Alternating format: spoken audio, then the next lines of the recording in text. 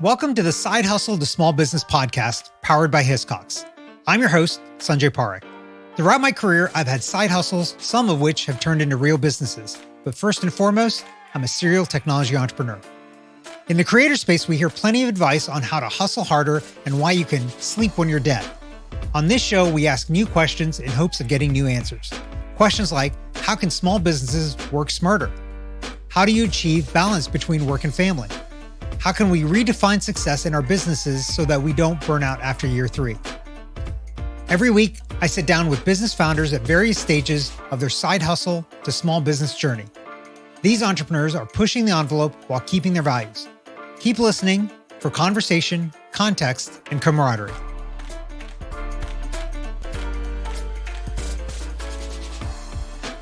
Today's guest is Bryson Tarbet. Bryson is a musical educator and instructional coach. He uses his expertise to help music teachers regain their time by providing free resources, allowing them to spend more time on teaching their students. Bryson, welcome to the show. Thank you so much for having me. I can't wait to see where we can take this conversation.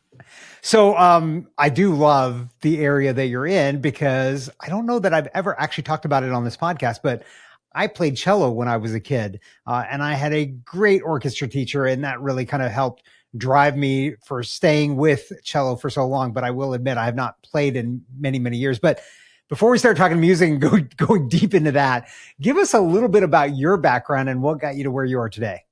For sure. So I've taken a little bit of a long and winding road to get here. The short story is when I left high school, I was in music all the way throughout high school, and I had a decision of, all right, what am I going to do next? I always thought I was going to be the next greatest opera performer. And then ended up going into high school choir education. And then very quickly realized that was not the life for me. Thankfully, I fell into elementary music teaching, and that completely changed the trajectory of my life. And I went through, got my bachelor's in elementary music.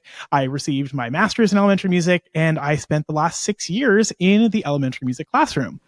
Now, in addition to all of that, I've spent the last 7 years running my company, That Music Teacher, which is all about creating content-specific professional development for elementary music teachers, because I very quickly found out that the vast majority of undergrad programs here, at least in the United States, prepare really great band and choir teachers, but not really the elementary general music level. I know for me, I took one class about teaching elementary music in the entire 4-year degree. And that is not an uncommon thing. So a lot of us in the elementary level are just kind of piecing it together and figuring out what we're supposed to do, like as we're doing it, which leads to some crazy statistics on burnout and teacher attrition. So I've been running my company full time as of now for like a month now, but it's been great to see what we've been able to do, even with me running it as a side hustle and being able to see the different teachers that we've been able to impact. And then that kind of like exponential rate of, well, if I impact one teacher, how many hundreds of students am I going to impact in their career? And that's just been super fulfilling for me and my team. Yeah. So let's make sure we unpack a little bit. So elementary, what grades were you teaching when you were doing that? I taught pre-K through 6th grade general music. So a little bit of everything from wow. day to day. Wow. And so why was that for you? Did that hit when you did high school that didn't connect for you? Like, what was the difference for you in those different kids? I don't know what it was, but it's somehow this like very common thing where so many people go into undergrad to teach high school or secondary music and then realize they fall in love with this elementary level. For me, it was, I observed a high school choir director teach, and she was phenomenal. She had a great program, but right. I just didn't see myself in that world. And I was kind of like distraught because it was like the 3rd week of college. So I'm like, I just did all this work to get here, and now I don't want to do it anymore. What is this? Right. Thankfully, we observed an elementary music classroom not long after that. And that's when I got my spark. I really got the spark back. My flame was relit, and I was like, all right, this elementary life, this is for me. And the rest is history. Yeah, I love that. So is this the first time that you've done something entrepreneurial, or have you had entrepreneurial things in the past, or have there been entrepreneurs in your family? So I am the first entrepreneur in my family. My family comes from education. Actually, my parents are teachers. My grandpa's a teacher. We have lots of teachers in my family. So going on this leap was a little bit of a leap of faith for a lot of people in my family.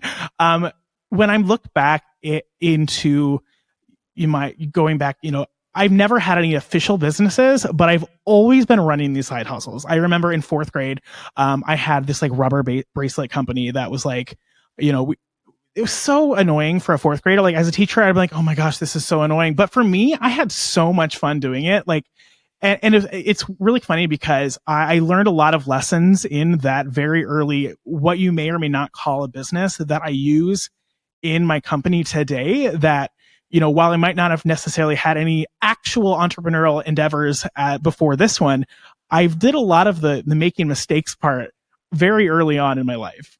Yeah. Is there a mistake that stands out to you that you made in one of those early side hustles? This is one that it's so funny to listen to through an adult lens. But at the time, I cut corners. I bought cheaper bracelets that were, you could get more for cheaper.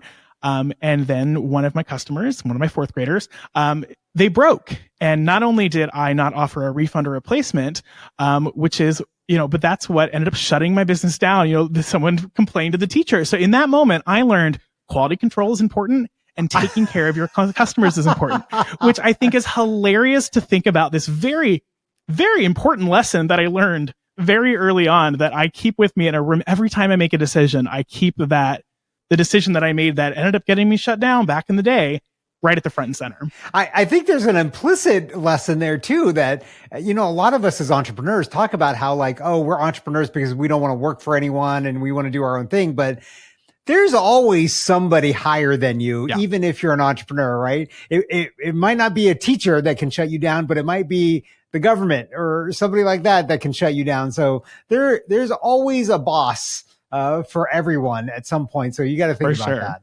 Yeah. Okay. So when you were starting it, so you're just a month in basically full time. But you started this years ago. So when you were starting it or now like a month ago, when you went all in, was there anything that made you nervous and how did you deal with that? Well, I would say when I started my company, I didn't start a company. I just was doing this thing and it just kept spiraling. So I wasn't too concerned because it was just this thing I was doing. Now, quitting a salaried pensioned career, that I had a little bit more hesitation. And, it really comes down to the fact that, my parents are both retired teachers. They have that pension. My grandfather's a retired teacher. He has that pension. We have, everyone in my life has this, historically, usually a pension from education. And I was doing this brand new thing, at least for me and my family. So yeah, there were definitely some reservations and some things I was afraid of. But for me, the big nudge was realizing that it was okay that what I worked so hard to do, which was getting my master's and my bachelor's and to be in that elementary music classroom, wasn't what I wanted anymore. And once I came to terms with that really made me understand that everything that I'd done up until this point was still really important, and it was still going to give me a lot of lessons and a lot of things that I can use in the rest of my life. Right. I was wondering about that. I meant to ask you about that earlier. Did you get any pushback from the family of like, listen, Bryson, you're giving up a pension and summers off every single year. Like you get summer vacation. Most of us as adults, unless you're a teacher, you don't get the summer off, unless you're a kid, right? In school. So like you gave up two pretty big things. And what was the reaction? I mean, there was definitely a little, I wouldn't say pushback, but more of a little just general concern from my parents. Because again, this is something that they hadn't done and they didn't really know anybody who had done it. But at the same time, they had been with me my entire life. They knew that once I got my mindset to something, it was going to happen. My mom once told me, she says, I learned from a very early age on that trying to stop you doing something wasn't really going to helpful, or it wasn't going to work. It was just giving you those guardrails to make sure that you're doing it in a way that's going to be safe and like helpful. And she's been very great with that. She's been very understanding. Make sure you figure out this, make sure you figure out how you're going to do insurance. And, she's been very understanding. My family has been great about it. My friends have been great about it. everyone is just, it comes down to I don't think they think that they could do it, but they are excited to watch me do it as long as it works. And they're always there like, all right, we're here if you need us. Right. Yeah. Yeah. It's interesting that point you make there. They don't think they can do it. I think most people can do it. It's just, are they courageous enough to do it? Because everybody has a first time of doing all of this stuff, right? No matter how successful you are, there is a point where you didn't know anything and that person had to do it for the first time. And that's what obviously you're going through right now. You're doing it maybe for the first time for not just you, but also for your family. So let's talk about this then. So the business that you're in is in serving teachers. So you don't get to have the schedule necessarily that they have, right? Because your summers, you could be working during them. You could take them off. I don't know if that's your plan, but it creates a different kind of stress on you than when you were a teacher in the classroom. And so how do you think about that and how do you deal with that for yourself? Yeah, I think when you were talking about, the perk of a summer vacation for teachers, I almost kind of laughed because I am the worst at taking vacation. My first year of teaching, I started my master's degree that summer. And then pretty much every summer I'd either been in grad school or working full time or running my business full time, because the reality is this, because our teachers have time, the teachers in my audience have some time to breathe a little bit. This is where we actually see the most of our engagement with our community. We have our big elementary music summit, which is essentially an online conference for elementary music teachers. Oh, nice. That is by far the biggest thing we do the entire year. And that happens in July. So there's for me, going from working part-time in my business to working full-time in my business has actually been fairly simple, because I would always work full-time on my business in the summer anyway. So I kind of already knew what that life could look like. It's just, what will it look like when everyone else goes back and I don't? And that's, that is the big question that we will see. Right. What was there a defining moment or thing that happened that caused you to say like, okay, it's time to go all in on this? There were a few reasons. First of all, this past year, I became a foster parent, and raising a child on your own has a lot of wonderful things that come with it, but a lot of stress and just chaos that come with it. And quite frankly, I took a lot of days off of work because the kids were sick, or we just got a placement, or whatever reasons. And I just kept thinking there has to be a better way for this, right? Like, there has to be a more flexible situation, because I'm very thankful that I had great administrators that when I had to take a sick day because I was sick or my kid was sick, they were great about it. But that doesn't help the fact that there were no subs. It was usually my colleagues that were pulling the weight when I was gone. And it's just part of a broken system. And for me, the big thing for me was realizing that what I wanted in my life didn't necessarily connect with what I could get out of being a public servant and being in a teaching position.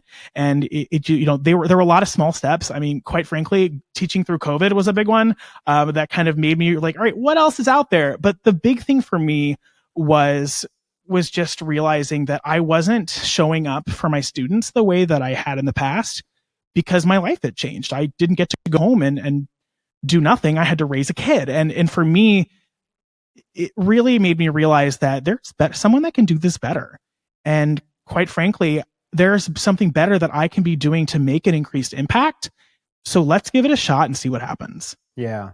You made a reference before about you and your team in the business. Is there a team? How many people do you have with you? Yeah, so I'm very thankful that I have some wonderful people that support me. I have some contractors, like I have a graphic designer, some support assistants. I have someone that runs most of my social media. And then I also have, her title has changed so many times. She's been with me since early 2020, but my wonderful community manager, Bree, basically keeps me sane. She makes sure everything happens. She makes sure all the projects are working. She's basically my second in command, and she's been super helpful. But regardless, even when we had different structures and things like that, having teams, even a couple hours a week to support me, especially when I was still working full time, I would not have been able to scale my company as quickly into a way where I could step into it full time had I not offloaded some of those tasks that I just didn't have time to do when I was working full time. Yeah, that makes sense. So, okay, this is going to be kind of a funny question because you've only really been at it full time for a month, but you've really been kind of thinking about this and working on it for a few years, 6-7 years, right? If you could go back in time and do something differently, what is that thing and why? I think, I had a wonderful opportunity because I still had a full-time salary for the vast majority of the lifetime of my company. I was able to make a little bit bigger steps and not worry about them exploding, because worst case scenario, I still have my salary. I still think so, though, at times that I still played it safe. And, I let the imposter syndrome get in the way. I'm like, who am I to do this? I've only been teaching for this many years. But the reality is regardless of if you're in teaching, regardless of what niche you're in, you have your secret sauce. You have something that you absolutely love, you hyperfixate on, that you've gotten results for you or people around you, that people want that solution. And I wish I would have taken bigger steps earlier on to get those smaller transitions, those smaller steps that made differences in my career, so that I could have gotten that information, that transformation out towards my audience earlier on without having to deal with this big mindset shift of who am I to help them, when the reality is they are asking for help. Yeah, that makes sense. And talking about imposter syndrome, I think that runs rampant amongst us as entrepreneurs, because the fact that we're doing such new things and it's something that you're 100% right. Like, we all have something secret that we know or we can do and make things better. And why shouldn't we, right? Why should we not give it the attempt to make things better? For sure. Okay, I want to ask you one kind of business question, then I want to ask you some stuff about music a little bit. Let's do it. So if you were talking to somebody that was thinking about doing the same thing as you, taking that leap and starting a side hustle, or going all in like you've done a month ago, going from the side hustle to full-time business, what advice would you give to that person? The biggest thing that I would tell anyone is that regardless of your background, there are transferable skills. One of the soapboxes or the hills that I'm willing to die on about education is that teachers feel like they can only teach, because that's a lot of time what society tells us. But a lot of times when we really boil down what happens, say in a teaching position, it's project management, it's training. There's all these things that are easily transferable skills. So even if you're not in teaching, if you're in a different niche, there are definitely going to be things that you already know, or things that you already had to learn, or things like that will help you in an entrepreneurial position. One of my best friends went through the process of getting an undergrad in music education, which, by the way, is not easy.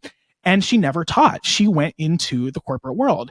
And she has so many transferable skills that she learned, not only just figuring out how to get the degree, the skills that she had to learn to balance all of that, but the skills of teaching people, of building out a curriculum, of understanding where everyone's at and moving from there. Those are things that helps her day to day in what she does now. And I think that regardless of what your background is, regardless of if you're trying to make a leap full-time or part-time or do a side hustle, you already have some of the skills that you need. Yeah, 100% agree in that, because I don't think a lot of people really realize all the skills that they happen to have, or they discount some of those skills that they have. I want to ask you a couple of questions about the business, because there's a couple of fascinating things here.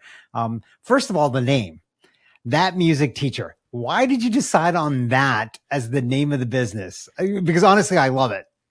It's honestly, it's one of those things where, again, I didn't plan to start a business. All of this started, so 6 years ago, I spent the past 6 years in the elementary music classroom, but there was a year before that I had finished college, but I wasn't in the music classroom yet. So I was working as a special ed assistant at an elementary level, and I loved it, but I missed the music classroom. So I created an Instagram account that just so happened to be called @That Music Teacher. And I just used that to follow a bunch of music teachers to kind of live vicariously through them. And then that started this whole spiral of, well, when I was in the music classroom, then I started sharing what I was doing. And that created an Instagram live series, and that created a podcast. And it just kept spiraling and spiraling and spiraling. And it all started from this night in my first apartment where I was just kind of sad because I missed the music classroom. So I created a brand new Instagram account, and the rest is history. That is a very funny origin story for a name like that. Okay, so the other question for you then on the business, I noticed on the site you've got memberships, and that's how it looks like you're generating revenue. So $20 a month, a membership for getting access to all of the materials that you're creating. Why did you decide on that price point, and how did you get there? You're poking at the bear of talking to a former teacher about money mindset, because let's be honest, teachers and money, there's a weird relationship going on there. And that's Right. definitely something that I had to learn when I was essentially asking teachers for their hard-earned money. But what it came down to that price point is I knew that the professional development that's inside my membership is going to help teachers. I also know that there are many, the vast majority of teachers don't get any of that content specific PD from their districts. They have to sit through a math PD, and that technically counts for whatever reason. For me, it came down to making it accessible. One of our core values in the company is to empower and support our teachers and make it in a way that they are able to access it. So could I easily feel good about charging $100 a month for it based on the content? Yeah, but not necessarily for this audience. So it was a really big back and forth of making sure that it was able to meet the needs of my company. Because again, if I can't run my company, I can't make the impact and I can't keep the membership alive, but also making sure that it was accessible to the people that I wanted to be a part of it and the people that I wanted to ask for their hard-earned money to join us inside the membership. So it was a lot of back and forth and kind of figuring out how can we set up this recurring revenue, but also set it up in a way that our teachers are going to feel good about giving that monthly payment fee. Yeah. Did you iterate on the price? Did you start at a different price point and move up and down until you finally figured out 20 is the This right is place? actually, we've only had the membership for just under a year now. So this is actually our founding member price that we haven't messed with yet. But we're feeling pretty good about it. We're feeling good about the teachers that are in it and how long they've been around. Will it change in the future? Who knows? But we feel pretty good about it right now. Yeah. So, as you know, okay, you've had it for about a year. As you've had it for this year, do you see them being signed up 12 months out of the year, or do they drop off during the summer? Like how does it work for you? Yeah, so we're right in the first summer. We launched it after the Elementary Music Summit last year, which was right at the end, right July. So that goes kind of pushing into the school year. So right now we're seeing pretty good retention over the summer, which I have to say was a big concern of mine. So, I mean, it's interesting to see that. I think what it really comes down to is, again, we have teachers that know they need PD. They know they want to try new things and get these new skills, but a lot of them don't have time during the school year. And now is the time when they kind of go in and binge all the stuff that's been happening, in that essentially the back catalog of what's been going on throughout the year. Right. Have you done anything to make this, the things that you've done be considered like official professional development? Like, is there a thing? Like, I know some industries, they have like a certain amount of like continuing education credits they have to have. Is that a thing for music teachers? Yes. So short answer is yes, that is definitely a thing for teachers. The tricky answer is every state does it completely different. It's definitely on our list now that I'm full time to figure it out. Like some states are super easy, and basically we'll give a certificate and says this person was here, and that will count. Some states you have to be like sponsored by an organization within that state. So there's so much red tape in there. So the short answer is we're working on it. Right. But because every state, every department of education is different and every state is different. Right. It does create some complexity there. But the goal is to get it in a way that makes it so not only are the teachers getting the stuff that they need to actually feel like they know what they're doing, but also be able to like renew their license or advance on their pay scale and things like that. Right. Do you feel like unlocking that is going to unlock additional revenue for you, or do you think it's a nice to have? I don't think it necessarily will convert to more revenue, but I think those that do it and that end up taking advantage of it will feel a lot better of it. I think that will just give us more of an expanded reach necessarily. I know right now we're in talks with, for our summit next summer to be able to offer graduate credit for a very reasonable price through a university. And I think that would make it really helpful because those graduate credits for most teachers in the United States equals more money that they get as they advance on their pay scale. So I think that would be make it a lot more worth the while of the teachers, especially since it's July and technically this is mostly our time off. So right. Yeah. Bryson, this has been absolutely fascinating and fantastic. How can our listeners find and connect with you online? Yeah, well, the best way to find me is that Instagram account that has been around for literally the entirety of my business. Over at That Music Teacher on Instagram. Thatmusicteacher.com is also a great place to start. But those are kind of the two main places, and I'd love to continue this conversation. Awesome. Thanks so much for coming on the show today. Thank you so much for having me.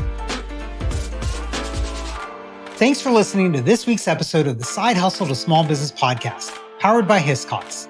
To learn more about how Hiscox can help protect your small business through intelligent insurance solutions, visit hiscox.com. And to hear more Side Hustle to Small Business stories or share your own story, visit hiscox.com/side hustle to small business. I'm your host, Sanjay Parekh. You can find more about me at my website, sanjayparekh.com.